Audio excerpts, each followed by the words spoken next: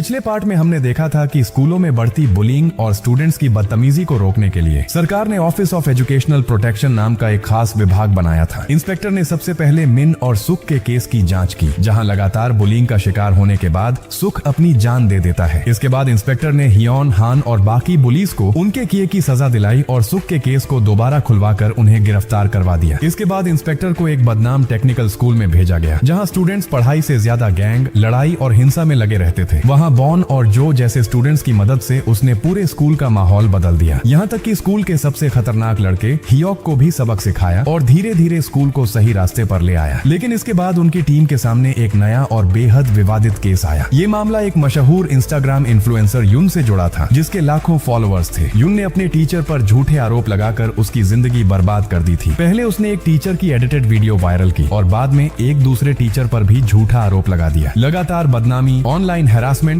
और लोगों के दबाव की वजह से उस टीचर ने आखिरकार अपनी जान दे दी। इस मिशन के लिए इंस्पेक्टर ने अपनी टीम की एक मेंबर हान को स्कूल भेजा। शुरुआत में किसी ने उसे गंभीरता से नहीं लिया, लेकिन जैसे ही उसने क्लास में कदम रखा, उसकी नजर सीधे युन पर पड़ी, जो हमेशा की तरह लाइव स्ट्रीम करने में बिजी थी। जब युन ने हान का मजाक उड़ाने की कोशिश की, तब हान ने ऐसा जवाब दिया कि पूरी क्लास चुप हो गई। इसके बाद उसने युन से लाइव स्ट्रीम बंद करने को कहा, लेकिन युन ने उसकी बात मानने से इनकार कर दिया। तब हान ने बिना कुछ कहे लात मारकर फोन नीचे गिरा दिया और उसे तोड़ दिया। फिर उसने पूरी क्लास की तरफ देखा और सख्त आवाज में कहा, ठीक है बदमाशों, अब अपने सारे फोन मेरे हवाले करो। इसके बाद हान एक खास डिवाइस का इस्तेमाल करके उन सभी फोनों का पता लगा लेती है जिन्हें लड़कियों ने छुपा रखा था। फिर वो अपना परिचय प्रोटेक्शन ऑफिस की सदस्य के रूप में देती है। वो पूरे स्कूल के गलियारों में सर्वेलेंस कैमरास लगवाने का आदेश देती है और नए नियम समझाती है। सबसे जरूरी नियम था, कोई भी उसकी बात नहीं टालेगा। उधर दूसरी तरफ इंस्पेक्टर भी टीचर्स से अपनी मुलाकात करता है। वो उनसे कहता है, अगर किसी स्टूडेंट ने आपको कभी नुकसान पहुंचाया है या परेशान किया है तो उसकी रिपोर्ट कीजिए। लेकिन प्रिंसिपल तुरंत बोल पड़ता है, हमारे स्कूल के स्टूडेंट्स तो फरिश्ते हैं। जाहिर सी बात है, इंस्पेक्टर उसकी बात पर बिल्कुल विश्वास नहीं करता। इसके बाद हान लड़कियों को बहुत सख्त फिजिकल ट्रेनिंग करवाना शुरू कर देती है। कुछ समय बाद वो इंस्पेक्टर और बॉन से मिलती है। तभी पता चलता है कि हान भी पहले इंस्पेक्टर के साथ मिलिट्री में काम कर चुकी है। ये सुनकर बॉन काफी प्रभावित होता है, लेकिन अगले ही पल उसे एहसास होता है कि शायद हान थोड़ी सनकी भी है। यहाँ तक कि इंस्पेक्टर भी उससे कहता है, स्टूडेंट्स के साथ सब कुछ अलाउड है, बस उन्हें मारना मत। ये बात सुनकर बॉन को बिल्कुल भी भरोसा नहीं होता कि सब ठीक रहेगा। बाद में हान उसे बताती है कि स्कूल की सबसे खतरनाक जगह कैफेटेरिया है। ब्रेक टाइम में बॉन खुद अपनी आंखों से ये देख लेता है। जैसे ही घंटी बजती है, लड़कियां अंदर घुस जाती हैं। वो डर दिखाकर जो मन करता है उठा लेती हैं और बिना पैसे दिए चली जाती हैं। दिन खत्म होने के बाद हान देखती है कि युन और उसकी दोस्तें बिना सफाई किए वहां से निकलने की कोशिश कर रही हैं। जब हान उन्हें रोकती है तो युन आराम से जवाब देती है, टीचर जॉन हमारे पीछे साफ कर देंगी। ये सुनते ही हान तुरंत उसे पकड़ लेती है और सफाई करने पर मजबूर कर देती है। फिर वो कहती है, जिस जगह का इस्तेमाल करो उसकी सफाई भी खुद करो, हम तुम्हारे पीछे पीछे सफाई क्यों करें। काम खत्म करने के बाद हान ऑफिस पहुंचती है। वहाँ इंस्पेक्टर उसे एक नया काम देता है। वो कहता है कि लड़कियों के सोशल मीडिया अकाउंट्स चेक करो और ऐसे पोस्ट ढूंढो जिनमें टीचर्स को बदनाम किया गया हो। लेकिन ये सुनते ही हान को नींद आ जाती है। वो वहीं सो जाती है और पूरा काम बॉन के सिर पर डाल देती है। अगले दिन बॉन अपनी सारी खोजबीन का प्रिंट निकाल कर ले आता है। हन सारे सबूत स्टूडेंट्स के सामने रखती है और बड़े शालीन तरीके से समझाती है, अगर तुम लोगों ने दोबारा ऐसी बातें पोस्ट की या फैलाई तो तुम पर डेफेमेशन केस किया जाएगा। ये सुनकर लड़कियां आपस में चर्चा करने लगती हैं। फिर एक बार बात को और यून पर आ जाती है। उनमें से कई मानती हैं कि वो हमेशा से सोचती थी कि को बेगुनाह थी, लेकिन तभी अचानक यून उनके पीछे आकर खड़ी हो जाती है और अगले ही पल पूरी बातचीत बंद हो जाती है। उधर जॉन इंटरनेट पर अपने बारे में डाले गए वीडियो और तस्वीरें देख रही होती है। स्टूडेंट्स ने उसकी निजी जिंदगी की लगभग सारी जानकारी लीक कर दी थी, यहाँ तक कि उसका घर का पता भी इंटरनेट पर डाल दिया गया था। ये लगातार होने वाली हैरासमेंट उसे अंदर तक तोड़ने लगती है। हालात इतने खराब हो जाते हैं कि वो स्कूल की जिंदगी से बचने के लिए एक प्राइवेट एकेडमी में नौकरी के लिए आवेदन तक कर देती है। लेकिन दुर्भाग्य से एकेडमी के डायरेक्टर ने जॉन को साफ बता दिया कि उसकी बदनाम रेप्यूटेशन पहले ही वहां तक पहुंच चुकी है। ये सुनकर जॉन समझ जाती है कि यून ने उसकी जिंदगी भी बर्बाद कर दी है। लेकिन अजीब बात ये थी कि उसके बाद यून अचानक जॉन के साथ अच्छा व्यवहार करने लगती है। इतना ही नहीं, पूरी क्लास भी अचानक शांत, आज्ञाकारी और सम्मानजनक बनने का नाटक करने लगती है। ये देखकर हान तुरंत जॉन को चेतावनी देती है। वो कहती है, इनकी बातों में मत आना, ये लोग सिर्फ तुम्हारी भावनाओं के साथ खेल रहे हैं। जल्द ही हान का शक सही साबित हो जाता है। एक दिन यून खुद जॉन के पास आती है और एक प्रस्ताव रखती है। वो कहती है कि दोनों को साथ में एक लाइव स्ट्रीम करनी चाहिए ताकि पूरी दुनिया को दिखाया जा सके कि अब उनके बीच सब कुछ ठीक है। लेकिन इसके बदले में जॉन को सिर्फ एक छोटा सा काम करना होगा, उसे इंस्पेक्शन कमेटी की आलोचना करनी होगी। यून दावा करती है कि बाकी स्टूडेंट्स भी उस कमेटी को पसंद नहीं करते। अब जाकर जॉन को उनकी असली चाल समझ आने लगती है। वो अंदर ही अंदर उलझन में पड़ जाती है। उसी दौरान इंस्पेक्टर इंस्पेक्टर उससे मिलने आता है। वो उसे अपनी मंगेतर की कहानी बताता है। वो बताता है कि कैसे उसकी मंगेतर अपने ही एक स्टूडेंट की वजह से मारी गई थी। फिर हमें एक और दर्दनाक सच्चाई पता चलती है। उसकी मंगेतर लाइफ सपोर्ट पर तब तक जिंदा रखी गई थी जब तक इंस्पेक्टर मिलिट्री सर्विस से वापस नहीं लौट आया, और जब वो वापस आया तो उसकी मंगेतर ने उसकी बाहों में आखिरी सांस ली। इसके बाद इंस्पेक्टर जॉन को एक चौंकाने वाली सच्चाई बताता है। वो कहता है, हम इस स्कूल में को के मामले की वजह से नहीं आए थे, असल वजह कुछ और थी। दरअसल स्कूल के कई स्टूडेंट्स ने चुपचाप मदद मांगते हुए रिपोर्ट भेजी थी। जब जॉन उन रिपोर्ट्स को पढ़ती है तो वो भावुक हो जाती है। उसे एहसास होता है कि स्कूल में अभी भी ऐसे बच्चे हैं जो सच में मदद चाहते हैं। अगले दिन जॉन आखिरकार अपना फैसला सुना देती है। वो साफ शब्दों में यून से कहती है कि वो किसी भी लाइव स्ट्रीम का हिस्सा नहीं बनेगी। सिर्फ इतना ही नहीं, वो क्लास के सामने यून से एक सवाल का जवाब देने के लिए भी कहती है, लेकिन यून जवाब देने से मना कर देती है। तब जॉन रूलर से उसके हाथ पर मारती है। पूरा क्लासरूम हैरानी से उसे देखने लगता है। फिर जॉन सभी स्टूडेंट्स की तरफ देखकर कहती है, मुझे माफ करना, अब तक मैं बहुत कमजोर रही हूँ, लेकिन अब से मैं एक टीचर की तरह अपनी जिम्मेदारी निभाऊंगी और तुम सबको सही रास्ता दिखाने की पूरी कोशिश करूंगी। इस घटना के बाद यून का घमंड बुरी तरह टूट जाता है। वो इसे भूल नहीं पाती। जैसे ही वो एक और पोस्ट डालने वाली होती है, उसे पता चलता है कि उसका पूरा अकाउंट साफ हो रहा है। एक एक करके उसकी सारी पोस्ट्स गायब हो जाती हैं और फिर अचानक उसका पूरा हैरासमेंट वीडियो अपलोड हो जाता है। इस बार वीडियो में कोई एडिटिंग नहीं थी। वो बेवकूफ लड़की खुद ही कैमरे पर एक्टिंग करती हुई रिकॉर्ड हो गई थी। इसके बाद को की बेगुनाही पूरी तरह साबित हो जाती है। अब हर तरफ लोग यून के बारे में बात करने लगते हैं। लोग कहते हैं कि फेम के लिए उसने एक बेगुनाह आदमी की जिंदगी बर्बाद कर दी। इतना सब होने के बावजूद जॉन अभी भी उसके बारे में चिंता करती है। वो यहाँ तक कि हान को कॉल करके उसका हाल पूछती है। कुछ देर बाद जॉन के दरवाजे की बेल बजती है। दरवाजा खोलते ही सामने यान खड़ी होती है। जैसे ही वो अंदर आती है, वो सीधे जॉन से कहती है, को की मौत की जिम्मेदार तुम हो। तुम भी बाकी टीचर्स की तरह एक हिपोक्रेट हो। अगर लोग मुझे मरते देखना चाहते हैं तो ठीक है, मैं मर जाऊंगी, लेकिन तुम्हें भी साथ ले जाऊंगी। इतना कहकर वो जॉन पर हमला कर देती है। उसी समय यून खुद बैल्कनी से गिरने ही वाली होती है। जॉन इंस्टिंक्ट से उसे बचाने दौड़ती है, लेकिन इस कोशिश में जॉन खुद नीचे गिर जाती है। लेकिन आखिरी पल में कोई तेजी से आगे बढ़ता है और उसे पकड़ लेता है। वो उसे गिरने से बचा लेता है और खुद चोट खा लेता है। रही बात यून की, तो जब वो ऊपर देखती है तो उसके सामने हान खड़ी होती है। वो वही इंसान था जिससे वो सबसे ज्यादा डरती थी और जिसे वो कंट्रोल करना चाहती थी। हान यून की आंखों में देखकर कहती है, तुम्हें जीते रहना होगा, तुम्हें अपने किए का बोझ लेकर जीना होगा और उन सभी लोगों की याद के साथ जिनको तुमने नुकसान पहुंचाया है। इसके बाद हान नीचे जाती है उस हीरो को देखने के लिए जिसने जॉन को बचाने के लिए खुद को खतरे में डाल दिया था। वो इंसान अभी भी बिल्कुल नॉर्मल हालत में घूम रहा था, बस सिर पर हल्की चोट और थोड़ा सा खून था। जॉन ये देखकर हैरान रह जाती है। इसके बाद शिक्षा मंत्री एक और प्रेस कॉन्फ्रेंस करता है और अपने विभाग की उपलब्धियां बताता है, लेकिन इस बार विरोधी राजनेता भी पूरी तैयारी के साथ आता है। वो अपनी प्रेस कॉन्फ्रेंस में बड़ा खुलासा करता है। वो बताता है कि मंत्री उसी टीचर का पिता है जिसकी 2 साल पहले एक स्टूडेंट के हाथों हत्या हो गई थी, और ये भी सामने आता है कि चॉय उसकी मंगेतर से जुड़ा हुआ था और उनकी शादी की तैयारी चल रही थी। उसका कहना था कि पूरा ऑफिस ऑफ एजुकेशनल प्रोटेक्शन सिर्फ बदले के लिए बनाया गया था, बदला उन स्टूडेंट से जो आखिर में भी सिर्फ बच्चे ही थे। ये खबर पूरे देश में फैल जाती है। हन ये रिपोर्ट देखकर चॉय से पूछती है कि क्या ये सच है। वो शांत होकर जवाब देता है कि हाँ, ये सच है। हन इसे नजरअंदाज करने की कोशिश करती है और काम पर ध्यान देती है। तभी एक नया केस आता है। एक स्टूडेंट ने एक टीचर पर हमला किया था, लेकिन ये कोई आम टीचर नहीं था। वो बहुत उम्र दराज, सबका पसंदीदा और बेहद सम्मानित शिक्षक था। जब वो स्कूल पहुंचते हैं तो हान देखती है कि चॉय उस टीचर से बहुत खुशी से मिल रहा है। बॉन बताता है कि वो टीचर अपने स्टूडेंट से बहुत प्यार करता है। वो अपने काम में बेहद अच्छा था और उसने स्कूल की रैंकिंग भी काफी ऊपर पहुंचा दी थी। हन को समझ नहीं आता कि अगर वो इतना अच्छा टीचर था तो उस स्टूडेंट ने उस पर हमला क्यों किया। वो उस स्टूडेंट से सवाल करती है। वो स्टूडेंट जिसका नाम हायोन था चुपचाप बैठा रहता है। उसके चेहरे पर कोई इमोशन नहीं होता। गुस्से में हान बॉन से कहती है, ये बच्चा कोई एरोगेंट फेलियर लगता है। लेकिन बॉन जवाब देता है, नहीं, ये फेलियर नहीं है, ये तो पूरे स्कूल का टॉप स्टूडेंट है। ये सुनकर हान हैरान रह जाती है। वो वापस हायोन के पास जाती है और कहती है, तुम्हारे ग्रेड्स इतने अच्छे हैं, फिर तुमने अपना फ्यूचर क्यों बर्बाद किया, और वो भी ऐसे टीचर पर हमला करके, और वो भी टीचर चॉय पर। उसी समय चॉय और वो टीचर आपस में बातचीत कर रहे होते हैं। चॉय पूछता है कि हायोन ने उस पर हमला क्यों किया। वो टीचर समझाता है कि हायोन उसके बनाए स्पेशल स्टडी ग्रुप का हिस्सा था, लेकिन वो अक्सर क्लासेस स्किप करता था और पढ़ाई से असंतुष्ट रहता था। फिर वो उसके पेरेंट्स से मिलने गया, लेकिन वो अपने रेस्टोरेंट में बहुत बिजी थे, इसलिए उसने ज्यादा प्रेशर नहीं डाला। लेकिन इसके बाद अचानक हान ने उस पर हमला कर दिया। दूसरी तरफ हान हायोन से उसकी कहानी पूछती है। हायोन बताता है कि वो टीचर बिना किसी वजह के उसके घर गया था और उसके बाद उसके कोचिंग क्लासेस की फीस अचानक रुक गई थी। इसके बाद उसे पता चलता है कि उसके पेरेंट्स फाइनेंशियल प्रॉब्लम्स में फंसे हुए थे क्योंकि किसी ने उनके रेस्टोरेंट के बिल्डिंग वायोलेशंस की कंप्लेंट कर दी थी। इसी वजह से उसे प्राइवेट लेसन्स लेना शुरू करना पड़ा। चॉय ने भी ये बात नोटिस की और उससे उसके प्राइवेट ट्यूटर का नाम पूछ लिया। कुछ समय बाद वही ट्यूटर अचानक हान को बता देता है कि वो अब उसे पढ़ा नहीं सकता क्योंकि वो अपनी फ्यूचर और यूनिवर्सिटी प्लान्स पर ध्यान देना चाहता है। हन के नजरिए से ये सारी बातें कोई कोइंसिडेंस नहीं थी। उसे पूरा यकीन हो जाता है कि इसके पीछे चॉय का ही हाथ है। हन को ये कहानी पूरी तरह बिलीवेबल लगती है। गुस्से में वो सीधे चॉय के सामने पहुंच जाती है। वहाँ वो उसे देखती है कि चॉय आराम से बैठकर चियोल के वीडियोस देख रहा है और उसकी तारीफ कर रहा है। हन चिल्लाकर कहती है, बस बहुत हो गया, शायद लोग सही कहते हैं तुम्हारे बारे में, शायद ये ऑफिस सच में सिर्फ स्टूडेंट से बदला लेने के लिए ही बना है। चॉय बस उसे देखता रहता है, फिर शांत आवाज में कहता है, अगर तुम्हें ऐसा लगता है तो ठीक है, और वो वहाँ से चला जाता है। उधर बॉन स्कूल के टॉप स्टूडेंट्स की रैंकिंग देख रहा होता है। जैसा कि उम्मीद थी, हान पहले नंबर पर थी, लेकिन उसे एक अजीब बात दिखती है। अगले 10 स्टूडेंट्स सभी एक ही एकेडमी से थे। वो उस एकेडमी में स्टूडेंट बनकर अंडरकवर चला जाता है। स्टाफ उसे अंदर जाने से रोकता है और लगभग पकड़ ही लेता है कि वो असली स्टूडेंट नहीं है। लेकिन तभी जो वहाँ आकर उसे पहचान लेता है और ग्रीटिंग कर देता है, जिससे वो बच जाता है। फिर दोनों साथ में खाना खाने जाते हैं। उनके कुछ पुराने क्लासमेट्स भी वहाँ आ जाते हैं और देखते हैं कि उनकी जिंदगी कितनी बेहतर हो गई है। बॉन अपने काम को देखकर अंदर से प्राउड महसूस करता है। बाद में जब वो रिपोर्ट लिख रहा होता है, तभी उसे हान मैदान में भागती हुई दिखती है, बहुत गुस्से में। दौड़ते दौड़ते उसे अपना पुराना पास्ट याद आने लगता है। स्कूल के समय में उसके साथ भी बुलिंग हुई थी। उस समय सिर्फ एक ही इंसान ने उसकी मदद की थी, वो था चॉय। उसने उससे कहा था, बस हेल्प मांगो, मैं तुम्हारी मदद करूंगा। उसने उससे मदद की गुहार लगाई थी और उसी दिन से उसकी जिंदगी पूरी तरह बदल गई थी। इसी वजह से अब वो इतनी गुस्से में थी। जिस इंसान ने उसे बचाया था, वो भला विलन कैसे हो सकता है। अगले दिन उसे एहसास होता है कि वो गलत थी। वो सीधे चॉय से जाकर बात करती है। वो कहती है, सच कहें तो तुम चाहते हो कि हायोन को सजा मिले ताकि वो आने वाली एग्जाम में शामिल ना हो सके। अगर हायोन एग्जाम मिस करता है तो उसकी रैंकिंग गिर जाएगी और फिर स्टूडेंट नंबर 11 सू टॉप 10 में आ जाएगा। दूसरे नंबर से लेकर आगे सभी स्टूडेंट्स की रैंकिंग ऊपर चली जाएगी। और एक अजीब कोइंसिडेंस ये था कि वो सभी स्टूडेंट्स उसी एकेडमी से थे, यानी वो एकेडमी जो चॉय से जुड़ी हुई थी। हन आगे कहती है, योन जो तुम्हारे पुराने स्कूल की स्टूडेंट थी, उसने भी बताया था कि उसे स्कॉलरशिप मिलनी थी और इस स्कूल में आना था, लेकिन तुमने उसके फैमिली बिजनेस को नुकसान पहुंचाया, उसकी पढ़ाई बिगाड़ी और इसी वजह से वो पीछे रह गई और उसकी जगह सू आ गई। लेकिन चॉय इन सब बातों को नॉनसेंस कहकर टाल देता है। फिर वो सू की माँ से मिलने की व्यवस्था करता है। वो एक बहुत अमीर महिला निकलती है। उसने अपनी बेटी को जबरदस्ती इस स्कूल में भेजा था और उसे ये पसंद नहीं था कि उसकी बेटी टॉप 10 में नहीं आ पा रही थी। चॉय उसे भरोसा दिलाता है कि अगर हायोन एग्जाम भी दे दे तो भी उसकी बेटी सही तैयारी और आंसर्स को याद करके उससे आगे निकल सकती है। इसके बदले में वो महिला उसे पूरा सपोर्ट देने का वादा करती है। स्कूल वापस आकर हान अभी भी परेशान रहती है। बॉन उसे समझाता है कि उसने चॉय को गलत समझा था, क्योंकि यून के अरेस्ट के बाद से ही वो ऐसा महसूस कर रही थी। असल में चॉय ने यून से बात करके समझ लिया था कि उसे टीचर्स से इतनी नफरत क्यों है। यही वजह थी कि वो इस स्कूल में आए थे। उनका असली मकसद था हायोन को चियोल से बचाना। ये सुनकर हान हैरान रह जाती है। वो पूछती है, तो फिर तुमने मुझे पहले क्यों नहीं बताया। अब उसे और ज्यादा बुरा लगता है कि उसने चॉय पर शक किया, लेकिन उससे पहले कि हालात संभलते एक बड़ा झटका लगता है। पूरी टीम को अरेस्ट कर लिया जाता है, क्योंकि पिछले मामलों में उनकी इन्वेस्टिगेशन मेथड्स और परफेक्ट टीचर चॉल के खिलाफ लगाए गए आरोप सामने आ जाते हैं। यहाँ तक कि मंत्री को भी अरेस्ट कर लिया जाता है। चॉय तुरंत समझ जाता है कि ये सब चायोल और उसके सपोर्टिंग पेरेंट्स की साजिश है। उनका मकसद साफ था, उन्हें तब तक जेल में रखना जब तक एग्जाम्स खत्म न हो जाएं, ताकि वो हायोन की मदद न कर सके। मंत्री बॉन की तरफ देखता है और पूछता है, तुमने मुझसे टीम छोड़ने की बात कही थी ना। बॉन हल्की मुस्कान के साथ कहता है, मैंने अपना माइंड बदल लिया सर, मुझे आप सब पसंद आने लगे हैं। मंत्री हल्की सांस छोड़ता है और कहता है, बस मेरी बात सुनो। इसके बाद उसने बॉन के ट्रांसफर पेपर्स पर साइन कर दिए और इसी वजह से बॉन टीम का एकमात्र ऐसा मेंबर बन गया जो अभी भी आजाद था। अगले ही दिन एग्जाम्स शुरू हो गए। हान ने सू की आंसर शीट देखी। वो देखकर वो शॉक रह गई। जिस लड़की ने सपोजिटली हर आंसर याद किया था, उसने लगभग सब कुछ गलत लिखा था। ये कैसे हो सकता था? तभी उसे एक बात समझ में आती है, एग्जाम को बदल दिया गया था। वो तुरंत अगले टेस्ट को रोकने के लिए भागती है, लेकिन तभी चॉय वहाँ आ जाता है, जो अभी अभी जेल से रिहा हुआ था। वो कहता है, टीचर तुम्हारे पास एग्जाम रोकने का कोई अथॉरिटी नहीं है। वो चियोल को वहाँ से भगा देता है, लेकिन चियोल फिर से बीच में दखल देने की कोशिश करता है। तभी चॉय मुस्कुराकर कहता है, चलो सब लोग ये सुनते हैं, और वो पूरे स्कूल के सामने चियोल और सू की माँ की रिकॉर्डेड कॉन्वर्सेशन चला देता है। इतना ही नहीं, चॉय पूरी सच्चाई भी सामने रख देता है। असल में एग्जाम को बदला नहीं गया था, सिर्फ क्वेश्चंस का ऑर्डर रीअरेंज किया गया था। सू जो सपोजिटली टॉप 10 में आनी थी, उसे असल में सिलेबस की प्रॉपर अंडरस्टैंडिंग ही नहीं थी। वो बस लीक्ड आंसर्स को याद करके लिख रही थी। ये बिल्कुल वैसे था जैसे एग्जाम पेपर लीक स्कैंडल्स में होता है, जहाँ स्टूडेंट समझे बिना आंसर्स राटे मार लेते हैं। इस छोटे से बदलाव ने पूरी सच्चाई उजागर कर दी। असल में एग्जाम पेपर्स लीक करने वाला चायोल था, और जो सीक्रेटली क्वेश्चंस को रीअरेंज कर रहा था वो बॉन था। इस क्लेवर मूव की वजह से आखिरकार उन्हें पकड़ लिया गया। उसी समय शिक्षा मंत्री पब्लिक हियरिंग में पहुंचता है, जो लाइव ब्रॉडकास्ट हो रहा था। लोग उससे सवाल पूछते हैं कि क्या ये ऑफिस सिर्फ पर्सनल रिवेंज के लिए बनाया गया था। मंत्री साफ जवाब देता है, रिवेंज, अगर उससे एजुकेशन सिस्टम बेहतर होता है तो ठीक है। इसके बाद वो चायोल और उन सभी पेरेंट्स को पब्लिकली एक्सपोज कर देता है जिन्होंने उसे ब्राइब किया था। उनमें से एक पेरेंट उसी पॉलिटिकल पार्टी से जुड़ा हुआ था जो मंत्री के खिलाफ खड़ा था। पूरा ग्रुप बुरी तरह से बेइज्जत हो जाता है। मंत्री एक बात साफ कर देता है, उनका ऑफिस सिर्फ स्टूडेंट्स की जांच नहीं करता, वो टीचर्स को भी अकाउंटेबल बनाता है। टीचर्स का काम स्टूडेंट्स को गाइड करना है, एक्सप्लॉइट करना नहीं। उनकी सफलता और चायोल के क्राइम्स के एक्सपोज होने के बाद पब्लिक ओपिनियन उनके पक्ष में आ जाता है। हायोन खुद उन्हें थैंक करने आता है। वो बहुत इमोशनल होता है। सब उसे उसके फ्यूचर पर फोकस करने के लिए एनकरेज करते हैं। जब चियोल आखिरकार अरेस्ट हो जाता है तो चॉय उसे यून के सामने ले जाता है। वो उससे कहता है, तुम्हारी वजह से यून को प्रिजन तक जाना पड़ा। इसके बाद एक बहुत ही अनयूजुअल केस सामने आता है। इस बार मामला एक एलिमेंट्री स्कूल से जुड़ा होता है। पहले ही दिन एक टीचर अपनी माँ को मैसेज भेजकर खुदकुशी करने की कोशिश करती है। वो अपनी माँ से कहती है कि किसी को कभी माफ मत करना और उसकी डायरी जरूर पढ़ना, लेकिन ठीक समय पर हान उसे बचा लेती है। वो प्रिटेंड करती है कि उसे कुछ समझ नहीं आया ताकि टीचर की एम्बैरेसमेंट बच सके। इसके बाद हान उस टीचर और बाकी टीचर्स की साइकोलॉजिकल एवेल्युएशन करती है। रिजल्ट देखकर वो उस टीचर को कुछ समय के लिए छुट्टी लेने को कहती है। वो ये भी बताती है कि उसकी माँ ने भी ऑफिस से हेल्प मांगी थी। टीचर को चिंता होती है कि उसकी एब्सेंस में उसकी क्लास का क्या होगा, लेकिन हान उसे भरोसा देती है, चिंता मत करो, तुम्हारी क्लास को संभालने वाला बहुत स्ट्रांग है। और वही नया टीचर बनकर आता है चॉय। पहली बार उसने अपने ब्लैक क्लोथ्स छोड़ दिए थे क्योंकि अब वो छोटे बच्चों के साथ काम कर रहा था, लेकिन बच्चे उसे पूरी तरह थका देते हैं। टीचर मुझे फ्रॉग बना दो, टीचर मुझे बाथरूम जाना है। पूरा दिन वो इधर उधर भागता रहता है। शाम को घर लौटकर वो खुद से बात करता है और अपनी मंगेतर की फोटो देखता है। वो पूछता है, क्या तुम्हारा काम भी इतना मुश्किल था? असल में सच्चाई ये थी कि पिछली टीचर सन बच्चों की वजह से परेशान नहीं थी। उसे तो टीचिंग बहुत पसंद थी। अपने पहले दिन उसने बच्चों का वार्मली स्वागत किया था और उन्हें अपना इंट्रोडक्शन देने के लिए एनकरेज किया था। एक लड़का थोड़ा शाय था तो उसने उसे प्यार से हेल्प किया। तभी उसे उस लड़के की माँ का मैसेज मिला। उसमें लिखा था कि वो उसके साथ बात करते समय बहुत सावधानी रखे क्योंकि उसका बच्चा सेंसिटिव है और उसकी फीलिंग्स हर्ट हो सकती हैं। सोन ने इसे समझ लिया, लेकिन उसकी माँ यहीं नहीं रुकी। इसके बाद वो औरत हर छोटी बड़ी चीज पर लगातार कंप्लेंट्स भेजने लगी। धीरे धीरे वो पूरी तरह ऑब्सेस्ड हो गई। वो सोन के कपड़े, उसकी लाइफ और यहाँ तक कि उसके सोशल मीडिया तक कंट्रोल करने की कोशिश करने लगी। एक बार तो उसने पब्लिक में उस फोटो की भी आलोचना कर दी जो सन ने अपने दोस्तों के साथ पोस्ट की थी। उसमें टेबल पर ड्रिंक्स रखी थी और उसने उस पर भी हंगामा कर दिया। जब सन आखिरकार तंग आ गई तो उसने ये प्रॉब्लम प्रिंसिपल को रिपोर्ट की, लेकिन प्रिंसिपल ने बस इतना कहा कि इंस्टाग्राम हटा दो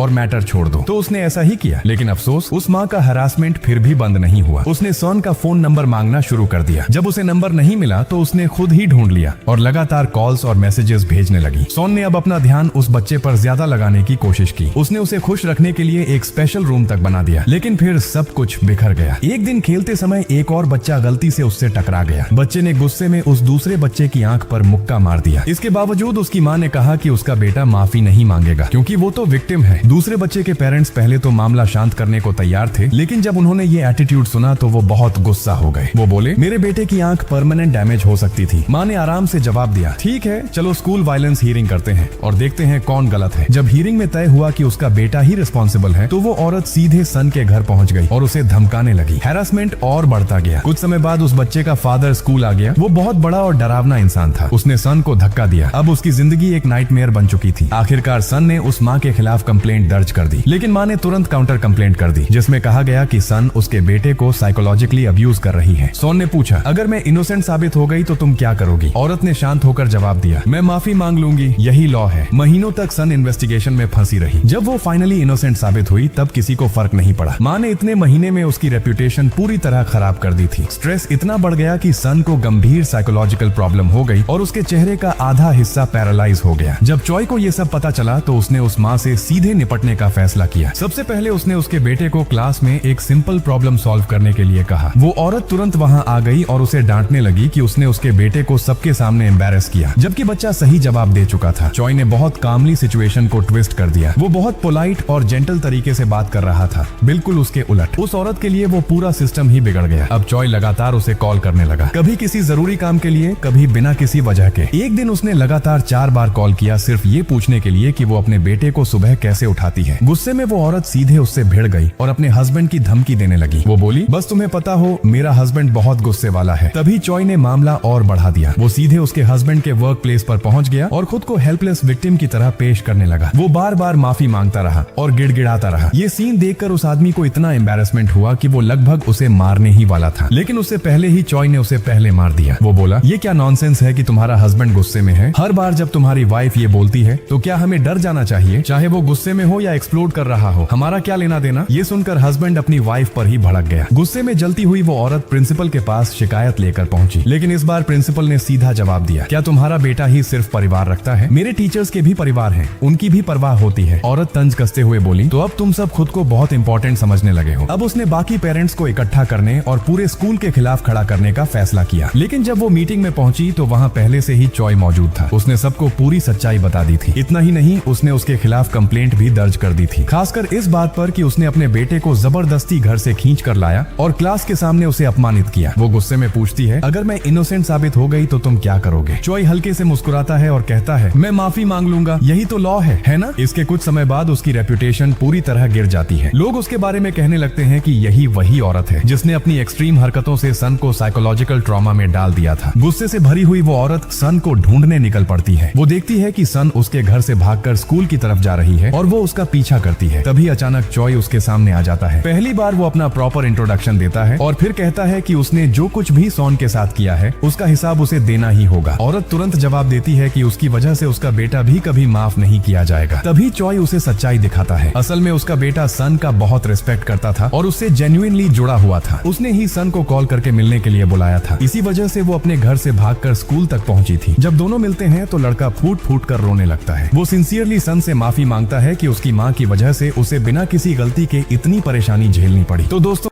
वीडियो पसंद आया हो तो लाइक कीजिए, दोस्तों के साथ शेयर कीजिए और ऐसे ही अमेजिंग वीडियोज़ के लिए सब्सक्राइब करना मत भूलिए।